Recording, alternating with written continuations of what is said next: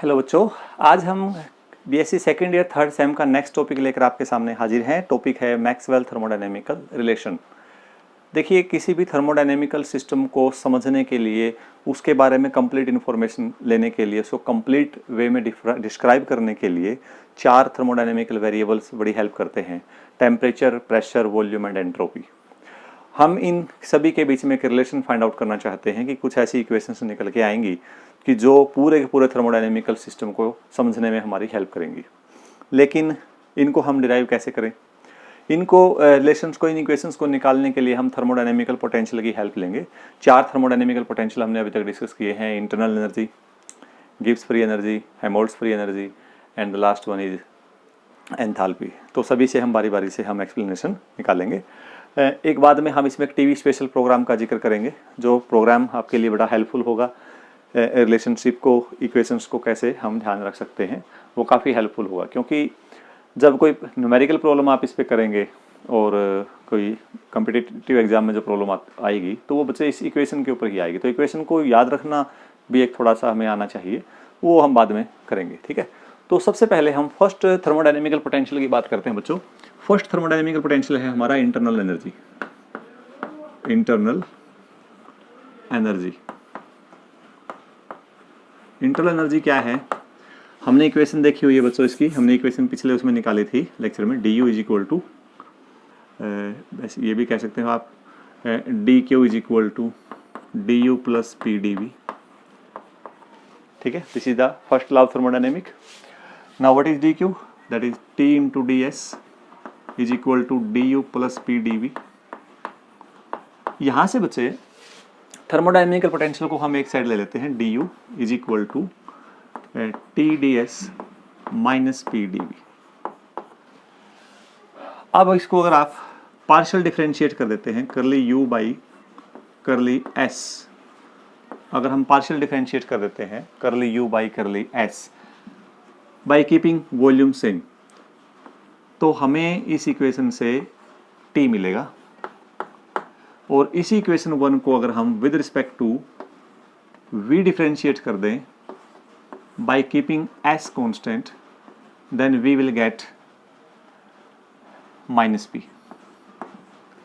ठीक है, partial differentiate किया एक बार, u का वेरिएशन s के रिस्पेक्ट में by keeping v constant, u का वेरिएशन v के रिस्पेक्ट में बाय कीपिंग s कांस्टेंट। हमें दो टर्म मिली, दो थर्मोडायनेमिकल वेरिएबल हमें मिलेंगे, temperature and pressure. Since internal energy is a state function, so its exact differential can also be possible। तो उसको हम लिखते हैं, देखो, करली बाई करली v करली u बाई करली s at constant v, that must be equal to करली बाई करली s करली u by curly v at constant entropy। यानी पहले आप u का डिफरेंशिएशन s के रिस्पेक्ट में कीजिए, partial differentiation, then you differentiate it with v, या पहले आप v के रिस्पेक्ट में कर लीजिए डिफरेंशिएशन, उसके बाद आप s के रिस्पेक्ट में करें। दोनों एक ही बात है। तो यहाँ से फिर रिलेशन क्या निकला? This is equation number second, this is equation number third. अब हम अगर सेकंड और थर्ड इक्वेशन को देखें और यहाँ अप्लाई करें, तो हमने इसको कर दिया बच्चों करली वी बाई करली टी, तो ये आ गया curly t divide by curly v, और इसको डिफरेंशिएट किया एस के रिस्पेक्ट में, that is curly P by curly s. Okay, minus sign साथ में, क्योंकि माइनस था यहाँ पर, this is negative sign, by keeping s constant by keeping v constant. This is the first thermodynamical relation. ये हमारे पास बच्चों फर्स्ट थर्मोडायनेमिकल रिलेशन आ गया। Curly t by curly v is equal to at constant entropy is equal to minus curly P by curly s at constant v. ये हम derive कर सकते हैं, ये इक्वेशन हमारे सामने आ जाएगी। सेकंड थर्मोडायनेमिकल पोटेंशियल है हमारा, सेकंड है एंथैल्पी।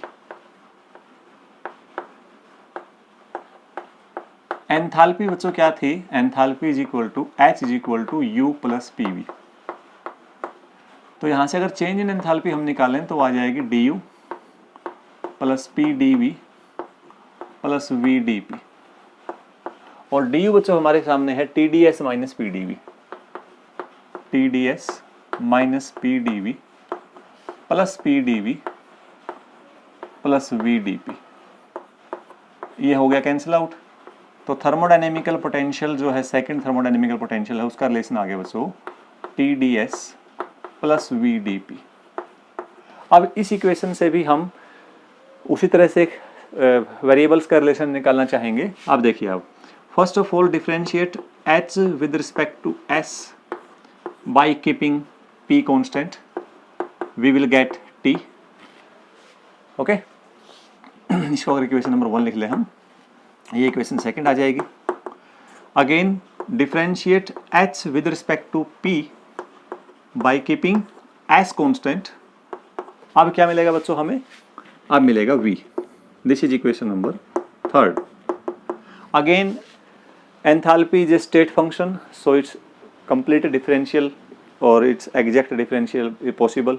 ठीक है, परफेक्ट डिफरेंशियल अगर इसका लिखेंगे तो उसको हम लिखेंगे बेटे करली बाई करली पी करली H by curly s at constant pressure, करली बाई करली एस करली बाई करली H by curly P at constant entropy.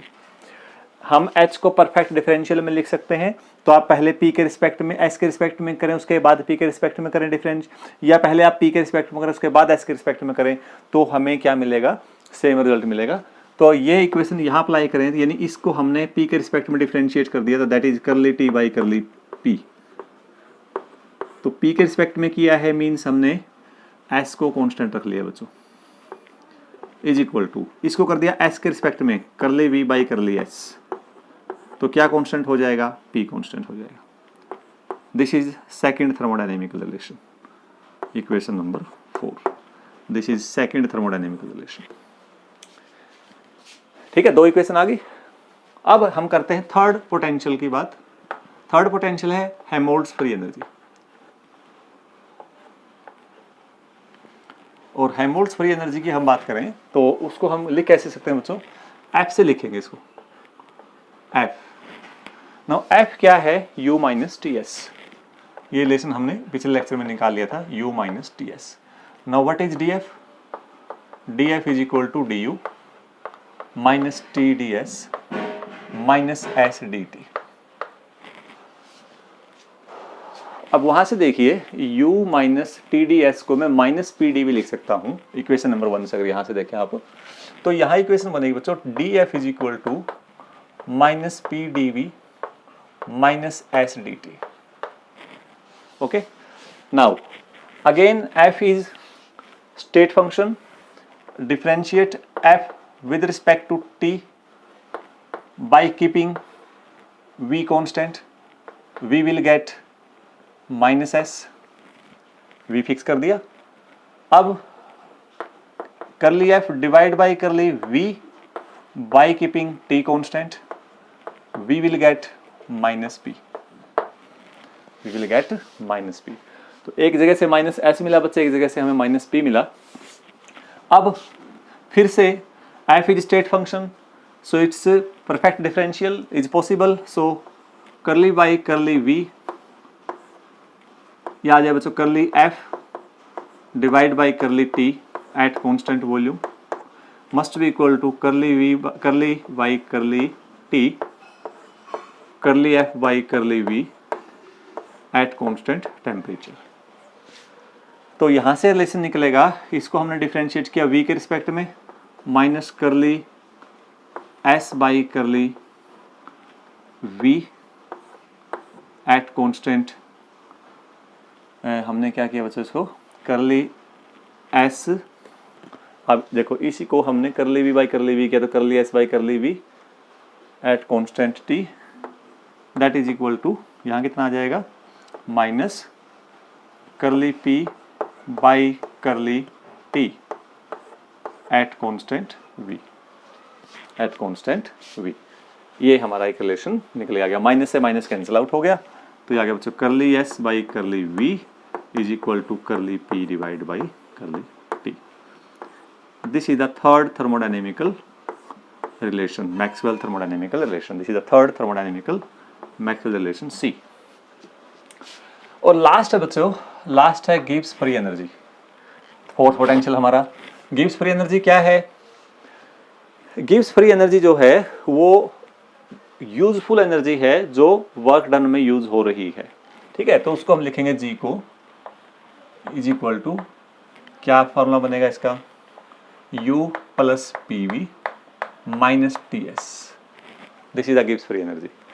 Now dg can be written as du plus PdV plus VdP minus TdS minus SdT। हमने differentiate किया, du P ऐसे कैसे, dv differentiate, v ऐसे कैसे, p का differentiation, t मतलब हमने जितने भी वेरिएबल्स पॉसिबल कंडीशन थी सारा का सारा हमने यहाँ अप्लाई कर दिया है।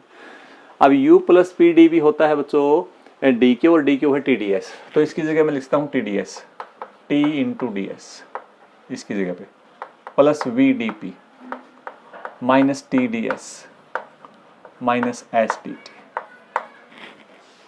ठीक है। तो ये कैंसिल आउट हो गया, तो dg आ गया VdP माइनस SdT, ये आ गया list. Again, G is thermodynamical potential. It is a state variable. So we can write down curly G divide by curly P के रिस्पेक्ट में डिफरेंशिएट करते हैं बच्चों, T को कर लेते हैं फिक्स, तो माइनस S देगा। एक बार इसको G के रिस्पेक्ट को G को करते हैं T के रिस्पेक्ट में बाई कीपिंग P कांस्टेंट, ये हमें V देगा। Again, G is a thermodynamical function, state variable, so it has a exact differential। तो इसका डिफरेंशियल क्या आएगा, कंप्लीट डिफरेंशियल अगर हम देखें तो करली, इसको करो करली बाई करली टी, करली g by curly P, P के रिस्पेक्ट में किया, उसके बाद टी के रिस्पेक्ट में किया, या करली by curly p, curly by curly g by curly t, t के रिस्पेक्ट में किया, फिर जी के पी के रिस्पेक्ट में किया। ये टी पे है, ये किस पे है, पी पे है, ये है। तो अगर इसको हमने टी के रिस्पेक्ट में किया तो हमें क्या मिला बच्चों, यहाँ से minus curly S by curly t, t के रिस्पेक्ट में किया, देखो करली जी बाई करली पी था, इसका डिफरेंशिएशन कर दिया करली बाई करली टी, तो ये आ जाएगा minus curly S by curly t is equal to, यहाँ क्या आ जाएगा करली वी बाई करली, किसके रिस्पेक्ट में करें बच्चों, पी के रिस्पेक्ट में। ये देख लीजिए यहाँ किया है किसके रिस्पेक्ट में, पी के रिस्पेक्ट में, और जब इसको पी के रिस्पेक्ट में डिफरेंशिएट करेंगे तो ये आ जाएगा curly we by curly P. यहाँ कुछ गड़बड़ लग रही है, करली जी बाई करली पी आएगा, यहाँ दिक्कत है बेटे, यहाँ वी आएगा, ये वी आएगा, और टी के रिस्पेक्ट में करोगे तो माइनस ऐसा आएगा, ये प्लस आएगा। तो यहाँ रिलेशन आ गया बच्चों, जब इसको हमने टी के रिस्पेक्ट में किया तो ये आ जाएगा curly we by curly t is equal to minus curly S by curly p, ये आ जाएगा, और ये कांस्टेंट पी पे और ये कांस्टेंट टी पे। This is the fourth thermodynamical relation. तो 4 रिलेशन आ गए बच्चों हमारे पास, first relation, second relation, third relation and fourth relation. These are the very important thermodynamical Maxwell equations. Next lecture में हम ये पढ़ेंगे कि इन इक्वेशंस को यूज करके हम किस टाइप से डिफरेंट फिनोमिनाज को एक्सप्लेन कर सकते हैं। लेकिन यहाँ एक मेन बात ध्यान से, अब ध्यान नहीं रहता बच्चों की इक्वेशन कौन सी कैसे लगाएं, क्योंकि काफ़ी सारा कॉन्सेप्ट हमें ध्यान, और मेमोरी वैसे भी थोड़ा सा एज और जैसे अंडरस्टैंडिंग बढ़ती है तो मेमोरी जो है वो हमारी कमज़ोर हो जाती है, तो रिलेशन ये रिलेट करना हम ज़्यादा पसंद करते हैं उस केस में। तो यहाँ इसको याद रखने का एक बहुत आसान तरीका है, और वो आसान तरीका है TV special program. Special program, इससे बच्चे आप इसको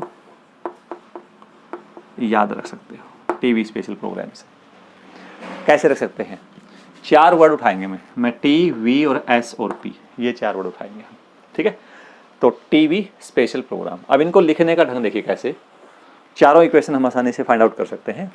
पहले लिखा मैंने T v s p, t v s P, ठीक है। एक बार तो ऐसे लिख दिया, एक बार लिख दिया टी वी एस पी, ठीक है। टी हम कहाँ लेके चले हैं, ऊपर, हो गए। एक बार हमने लिख दिया बच्चों टी वी एस पी, और एक बार लिख दिया टी वी एस पी। एक बार टी इस कॉर्नर पे रखेंगे, एक बार टी इस कॉर्नर पे रखेंगे, यहाँ टी रखा कॉर्नर पे और एक बार यहाँ कॉर्नर पे, डायगोनली हम टी रखेंगे और फिर उसको ऑर्डर बनाएंगे हम t v s p, t we special program. एक बार तो बन गया एंटी क्लॉकवाइज, एक बार बनेगा t we special program clockwise, एक बार बनेगा t we special program clockwise, एक बार बनेगा t we special program anti clockwise, ठीक है। अब इसको आप अपने हिसाब से curly we by curly t, curly we by curly s at constant s at constant v, यहाँ curly t by curly p, curly we by curly s at constant s at constant p. यहाँ आ जाएगा बच्चों curly S by curly v, curly P by curly T at constant t at constant v, curly S by curly p, curly we by curly T at constant t at constant p. हाँ, एक बात ध्यान रखनी है, एक main मुद्दा रह गया बच्चे नेगेटिव साइन का। जब भी हम TV special program anti clockwise में लगेगा तो साथ में नेगेटिव साइन आएगा, तो यहाँ नेगेटिव साइन आएगा इसी केस में। एक तो एंटी क्लॉकवाइज ये बना है और एक एंटी क्लॉकवाइज बना बच्चे ये टीवी स्पेशल प्रोग्राम लास्ट वाला, एक नेगेटिव साइन आ जाएगा यहाँ पर। तो इसको हम यहाँ ऐसे दिखा सकते हैं, minus curly S by curly P is equal to curly we by curly T at constant pressure. देखिए ये इक्वेशन आ जाएगी अपनी, T we special program anti clockwise, T we special program anti clockwise. तो दो एंटी क्लॉकवाइज के case आए, negative sign साथ में आएगा, दो केस क्लॉकवाइज के आएंगे तो क्या आएगा बच्चों, पॉजिटिव साइन साथ में आएगा। सो ये हमारे पास रिलेशंस हमने फाइंड आउट किए फॉर थर्मोडायनेमिकल पोटेंशियल से internal energy, enthalpy, free energy, free Helmholtz free energy as well as Gibbs free energy. all four are known as thermodynamical potential. With help of these thermodynamical potential we have find out the result or the relation between the temperature, pressure, entropy and volume, और उनके relation से हम आगे different type की applications करेंगे। और ये बहुत इंपॉर्टेंट इक्वेशंस हैं बच्चों, चारों के चारों। एप्लीकेशन पॉइंट ऑफ व्यू से हम देखेंगे, जब आगे एक्सप्लेनेशन करेंगे आपको आइडिया आएगा कि हाँ सर वास्तव में ये बहुत यूजफुल है हमारे लिए। देखो बच्चों, एक क्वेश्चन है मैक्सवेल जो थर्मोडायनेमिकल रिलेशंस हमने निकाले हैं उसके ऊपर एक क्वेश्चन देखिए, calculate under what pressure ice would freeze at 272 kelvin.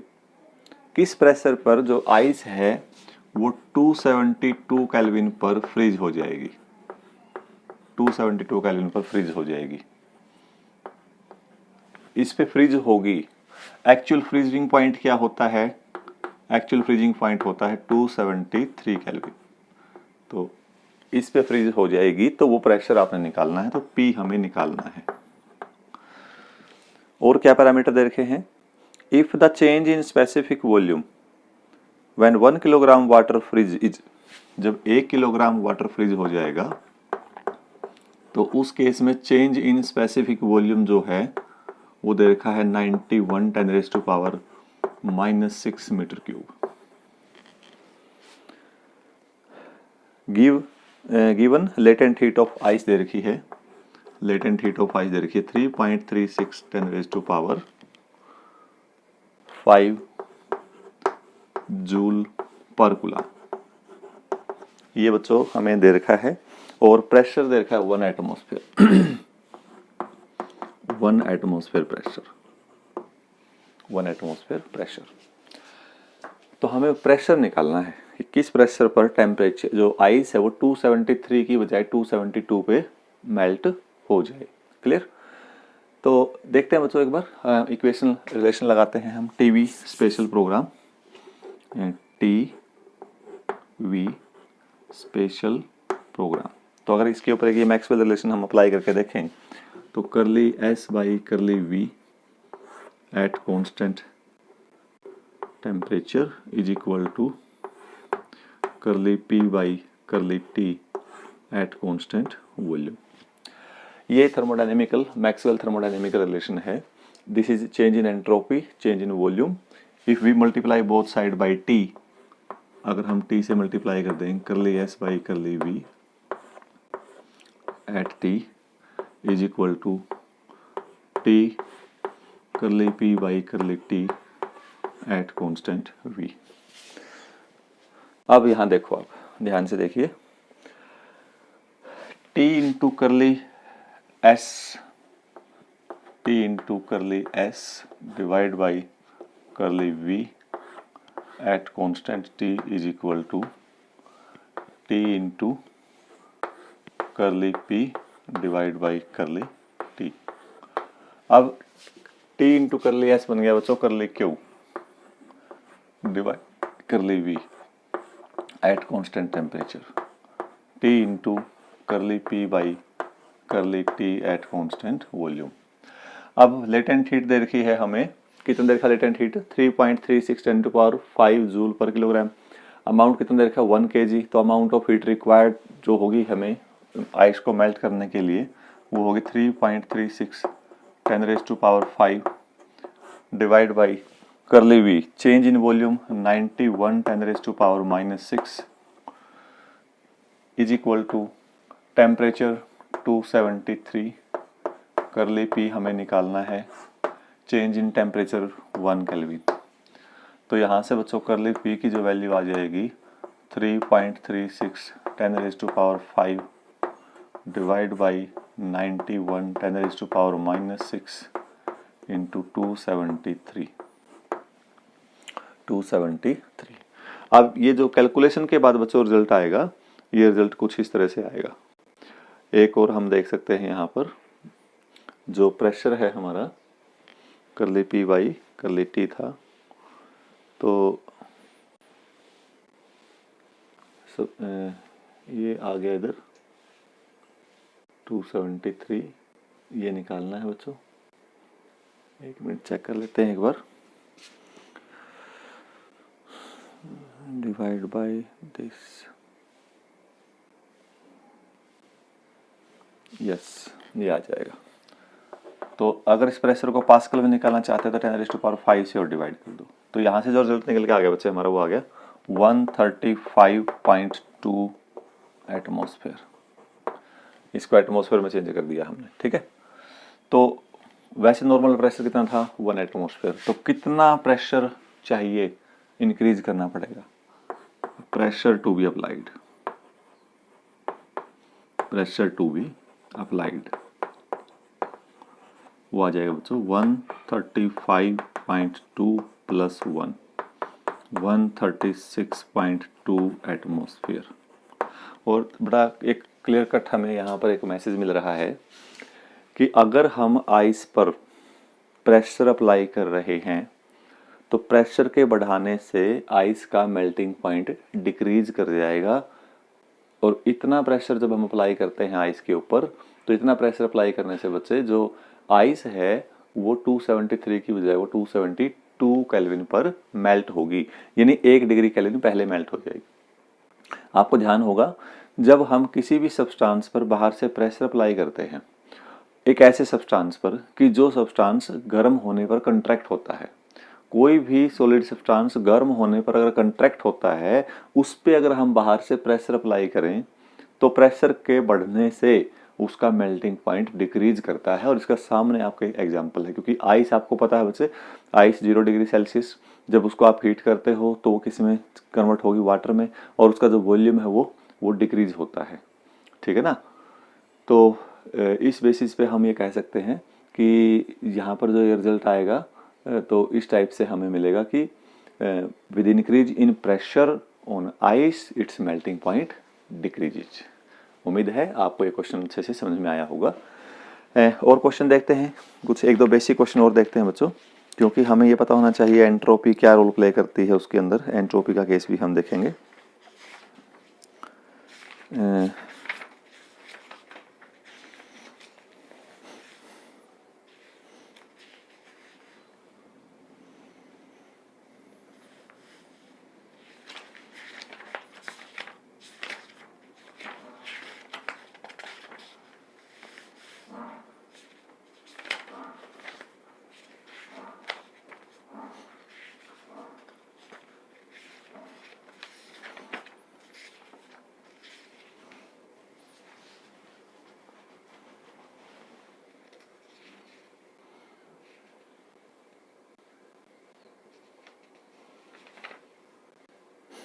हाँ, एक क्वेश्चन देखते हैं बच्चों। Calculate the change in entropy when 10 gram of water at 100 degree Celsius is converted into steam at the same temperature. Calculate the change in entropy when 10 gram of water at 100 degree Celsius is converted into the steam at the same temperature. देखिए, water हमारा 100 degree Celsius पे है और उसको हमने किस में change करना है, स्टीम में। टेम्परेचर बच्चों वही रखना है। तो हमें मास दे दिया और लेटेंट हीट जो होती है स्टीम की वो होता है, देखिए 540 कैलोरी पर ग्राम, 540 कैलोरी पर ग्राम। और टेम्परेचर कितना दे रखा है बच्चों, 100 डिग्री सेल्सियस। तो अगर हम देखें, अमाउंट ऑफ वाटर दे रखा है 10 ग्राम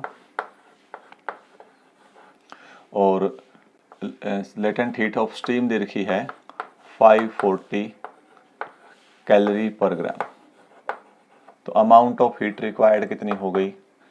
अब आपको पता है 100 डिग्री सेल्सियस से अगर हम स्टीम में कन्वर्ट कर रहे हैं तो large amount of heat required होगी, ठीक है। तो वो हीट क्या करेगी, वो उसके फेज को चेंज करने में हेल्प करती है। तो वो आ जाएगा बच्चे m into L S 5400 calorie. Okay, temperature दे रखा है 100 डिग्री सेल्सियस। तो 100 डिग्री सेल्सियस को लिख दीजिएंगे हम 273 plus 100 that is 373 kelvin.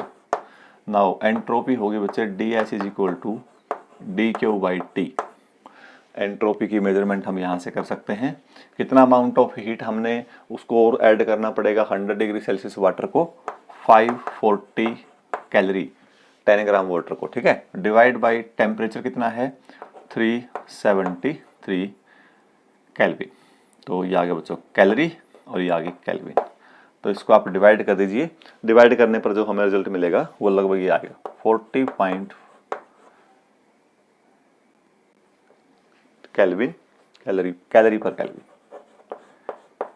Calorie पर केल्विन। ये रिजल्ट हमें मिल जाएगा, ठीक है। इस प्रकार से और क्वेश्चंस भी हम कर सकते हैं। जैसे एक क्वेश्चन और देखिए, calculate the increase in the entropy when 1 gram of ice is completely boiled of. जब 1 gram ice completely boiled of हो जाएगी तो कितनी एंट्रोपी का इंक्रीज आएगा। देखो बच्चों, अब ये क्वेश्चन आपने अपने आप ट्राई करना। थोड़ा सा मैं हिंट दे देता हूं। 1 gram ice is completely boiled of, completely boiled of. जब आइस कंप्लीटली बॉइल्ड ऑफ हो रही है और टेम्परेचर था आइस का सिंपली 0 डिग्री सेल्सियस से हम बात करेंगे, तो कितने प्रोसेस बच्चे हम यहां पर यूज करेंगे। सबसे पहले पहला स्टेप आप लेंगे, 0 डिग्री सेल्सियस आइस को कन्वर्ट करना है 0 डिग्री सेल्सियस वाटर में, पहला केस। दूसरा केस क्या बनेगा, जब 1 ग्राम आइस को 0 डिग्री सेल्सियस वाटर से, दूसरा केस बन जाएगा बच्चों,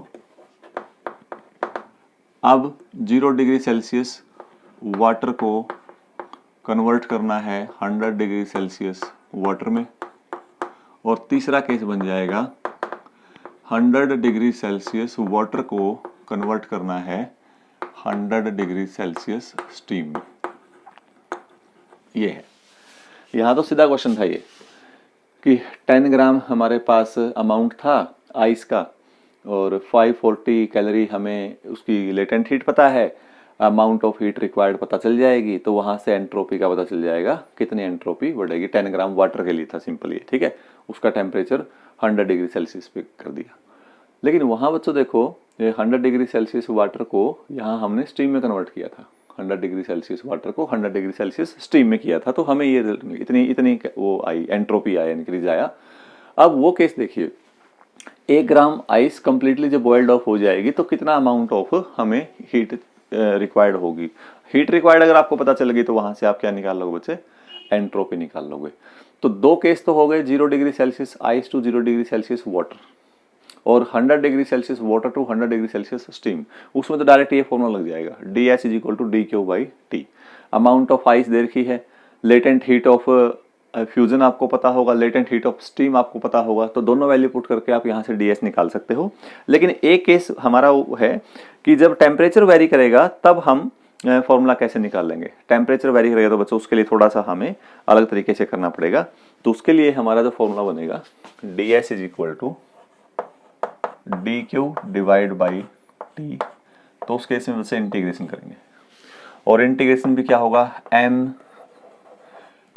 mc delta t divide by t integration t1 to t2। जैसे 0 डिग्री सेल्सियस वाटर से 100 डिग्री सेल्सियस वाटर, कैलोरी में चेंज कर लोगे आप उसको, 0 डिग्री सेल्सियस से 100 degree Celsius water, mc dt by t।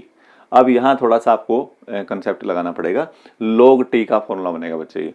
तो यहाँ हमारा फॉर्मूला आ जाएगा ये mc log of exponential t2 by t1।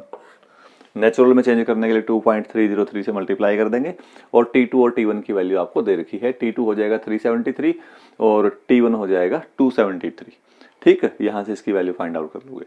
तो 3 स्टेप हम जरूर करेंगे, याद रखें।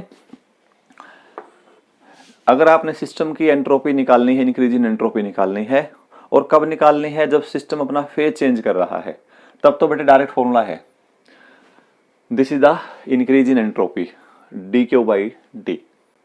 अगर हमारा ये फेज चेंज हो रहा है तो टेम्परेचर चेंज नहीं होगा जब फेज चेंज होगा तो, और जब टेम्परेचर में चेंज नहीं आ रहा है तो सारा का सारा अमाउंट ऑफ हीट है उसका फेज चेंज कर रहा है, तो फिर तो डायरेक्ट फॉर्मूला ये लगेगा। लेकिन अगर हमारा सब्सटेंस टेम्परेचर वेरी कर रहा है, उसका टेम्परेचर चेंज हो रहा है, जैसे 0 डिग्री सेल्सियस से 100 डिग्री सेल्सियस तक गया तो उसका टेम्परेचर चेंज होगा, तो उस प्रोसेस के दौरान हमें फॉर्मूला लगाना पड़ेगा dq का mc delta t, concept of specific heat capacity, और वाटर की स्पेसिफिक हीट कैपेसिटी दी हुई होगी। यहाँ कौन सा कॉन्सेप्ट लगेगा, लेटेंट हीट, यहाँ कौन सा कॉन्सेप्ट लगेगा, लेटेंट हीट, यहाँ कौन सा कॉन्सेप्ट लगेगा, स्पेसिफिक हीट कैपेसिटी। तो ये बात आपने ध्यान रखनी है जब भी आप कोई क्वेश्चन ऐसा करते हो। उम्मीद है आप इस क्वेश्चन को करके देखेंगे। Okay, thank you.